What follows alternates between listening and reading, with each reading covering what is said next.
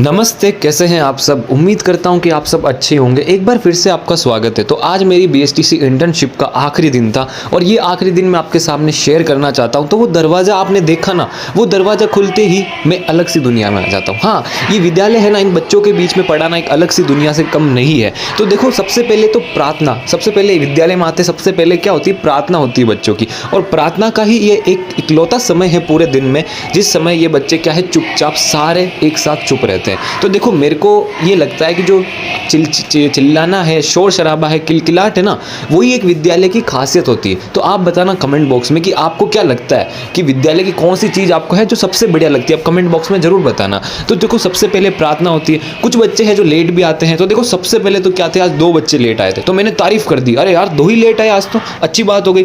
फिर देखो, थोड़ी सी देर में इतने बच्चे लेट आ गए थे। 7:30 का टाइम था और ये बच्चे आधा घंटा लेट आए थे। इतने बच्चे लेट आए थे। तो कभी कभी क्या होता है कि तारीफ नहीं करनी चाहिए, है ना। मजाक कर रहा हूँ मैं।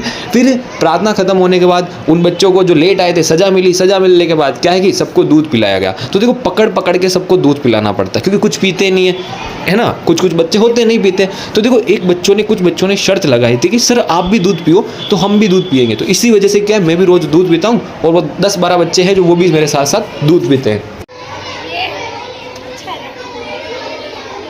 फिर सब बच्चों के दूध होने के बाद अगर दूध बच जाता है तो लास्ट में मैं भी दूध ले लेता हूँ। फिर थोड़ी देर में इधर बैठा रहता हूँ, फिर मैं बच्चों के बीच में चला जाता हूँ और हम सब मिलके साथ में चेयर्स करके दूध पीते हैं। जब भी आप देखोगे ना, तो कुछ बच्चों के हाथ में दूध नहीं है, बहुत बदमाश है और बहुत अच्छे भी है। तो अगर कोई बहुत बदमाश और बहुत अच्छा भी हो ना, तो मैं तो कहता हूँ उसको अच्छा ही मानना चाहिए। इनके बीच में रहने से सारी टेंशन तो गायब हो ही जाती है।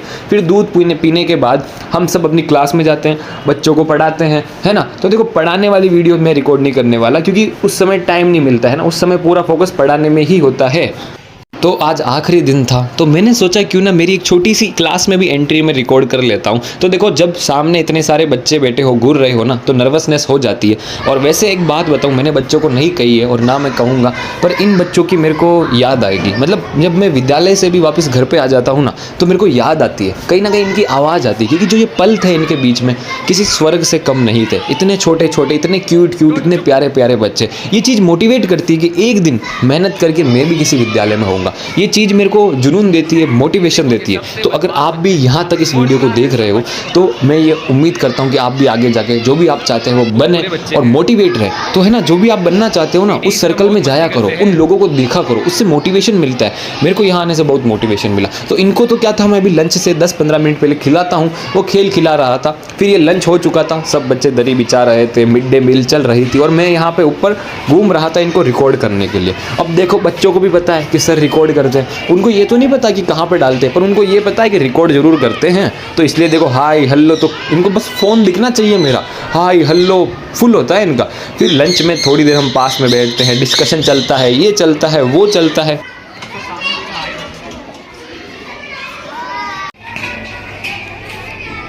सच में भाइयों, इन सब की बहुत ही याद आएगी क्योंकि सब बदमाश थे पर बहुत ही अच्छे थे, बहुत ही प्यारे बच्चे थे। और आप देखो देखो देखो, आप इनको देखो, इनके चेहरे देखो, आपको भी पता लग ही रहा होगा। और ऐसे करते करते लंच खत्म हो जाता है, पता ही नहीं चलता है। लंच खत्म होने के बाद ये बड़ी क्लास के बच्चे हैं, ये थोड़े बाहर घूमते हैं और इनको भी मेरे कैमरे का बहुत आदत सी लग चुकी है और ये रील्स बहुत ज़्यादा देखते हैं। और ये मूंग के पापड़ खा रहे थे, इसलिए खा रहे थे क्योंकि इन्होंने कुछ काम किया था जो इनको इनाम मिला था। और देखो, सरकारी स्कूल में से छोटे मोटे काम चलते रहते हैं और चलने भी चाहिए, क्रिएटिविटी बढ़ती है।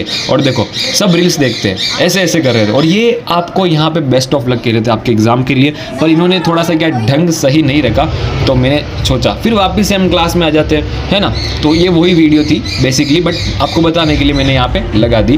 फिर आज क्या था, शादी थी, बाहर बारात निकल रही थी, है ना। विद्यालय के बाहर से एक बारात निकल रही थी। तो देखो, सब पागल हो गए थे, सब बच्चे।